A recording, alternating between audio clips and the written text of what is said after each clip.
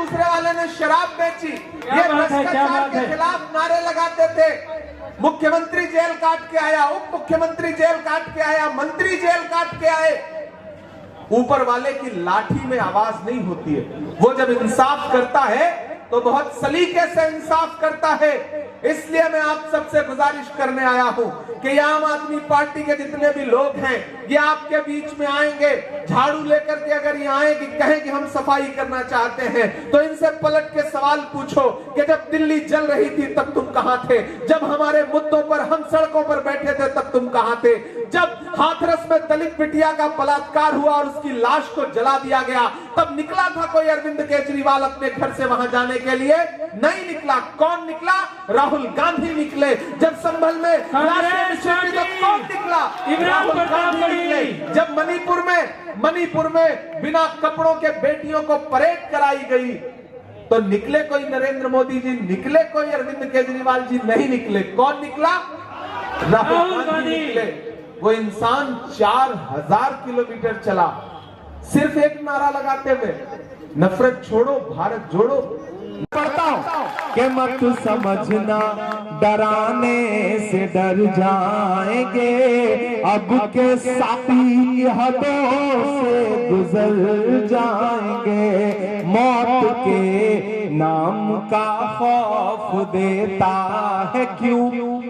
मौत के नाम का खौफ देता है क्यों? मौत जिस रोज आएगी मर जाएंगे। मत समझना डराने से डर जाएंगे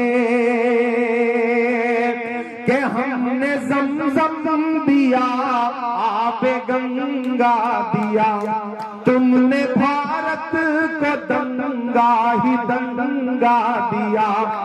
और अगली जो 2 लाइन है ना, उस पर पूरी जेजे कॉलोनी में किसी का हाथ खामोश नहीं रहना चाहिए कि हमने ज़मज़म दिया, आबे गंगा दिया, तुमने भारत को दंगा ही दंगा दिया। तुमने एक रंग के ख्वाब देखे मगर हमने हिंदुस्तान को तिरंगा दिया। ये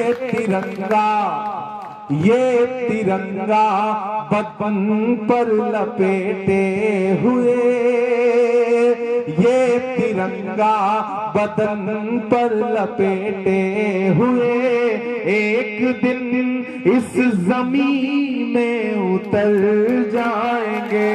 मत समझना डराने से डर जाएंगे, अब के सारी हदों से गुजर जाएंगे।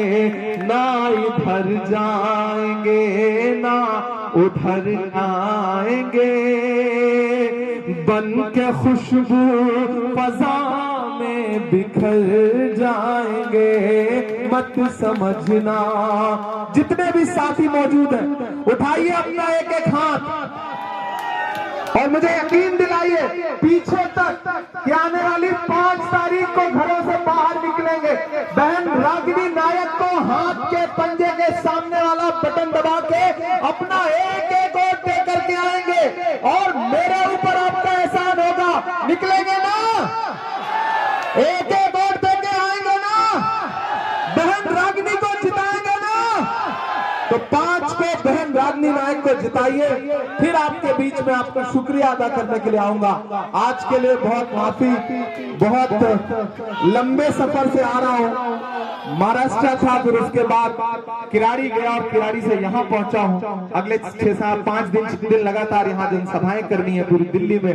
तो मैं किसी भी मौलवी से या के साधु से न छूटेगा, किसी भी मौलवी से या के साधु से न छूटेगा। मदारी के किसी करतब से जादू से न छूटेगा। और आम आदमी पार्टी वालों, सफाई कर रहे हो तो जरा दामन की भी कर लो। अब तैयार रहना साथियों, सफाई कर रहे हो तो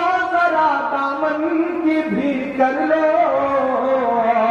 हमारे खून का धब्बा है झाड़ू से न छूटेगा, हमारे खून का धब्बा है झाड़ू से न छूटेगा। जाते जाते बस इतना कह के जा रहा हूं। तो दूसरी तरफ इस देश में मोहब्बत की दुकान खोलने का ऐलान करने वाला राहुल गांधी खड़ा है। याद करो वो दिन जब दिल्ली लग रही थी, नफरतों की आग लगाई गई थी, ऐसे वक्त में न कोई अरविंद केजरीवाल अपने घर से बाहर निकला, न कोई नरेंद्र मोदी जी अपने घर के बाहर निकले। कौन निकला? राहुल गांधी निकले। खड़े हुए दिल्ली वालों के साथ उन्हें सीने से लगाया, उनके आंसू पोंछने का काम किया। याद करिए वो दिन कि जब हाथरस में दलित बिटिया के साथ बलात्कार हुआ, रात के 2 बजे उसकी लाश जला दी गई बिना परिवार की मर्जी के। तो न कोई केजरीवाल निकले, न कोई नरेंद्र मोदी जी निकले। कौन निकला? राहुल गांधी निकले। गए उस परिवार के पास, उसे सीने से लगाया। याद करिए कि जब आपके पड़ोस में संबंध में राशि बिछी तो कोई नहीं निकला। कौन निकला? राहुल गांधी निकले आपके आंसू पोंछने के लिए। याद करिए कि जब मणिपुर में बेटियों को बिना कपड़ों के परेड कराई गई तो न नरेंद्र मोदी जी गए, न केजरीवाल जी गए। कौन गया? राहुल गांधी जी गए और उन बेटियों को, उन परिवारों को, वहां के पीड़ित लोगों को, मजलूमों को अपने सीने से लगाया। याद करिए कि जब संविधान पर खतरा हुआ तो एक शख्स अलालेलाम अपना सीना तान में खड़ा हुआ और उसने कहा कि हम डॉक्टर बाबा साहब अम्बेडकर के संविधान पर आंच नहीं आने देंगे। उस शख्स का नाम है राहुल गांधी। कन्याकुमारी से कश्मीर तक 4000 किलोमीटर पैदल चलता हुआ राहुल गांधी, अपने पांव के छालों की परवाह न करता हुआ राहुल गांधी। मैं चला हूं उनके साथ, मैंने देखे हैं उनके पांव के छाले। मुझसे मीडिया के साथी कहते थे कि इमरान साहब आप तो शायर हैं, आप राहुल गांधी के साथ पैदल चल रहे हैं, क्या कहेंगे? तब मैं कहता था कि जो हर जालिम से टकराएगी वो आंधी बनाऊंगा, जो हर जालिम से टकराएगी वो आंधी बनाऊंगा। नए अंग्रेज आए हैं, नया गांधी बनाऊंगा।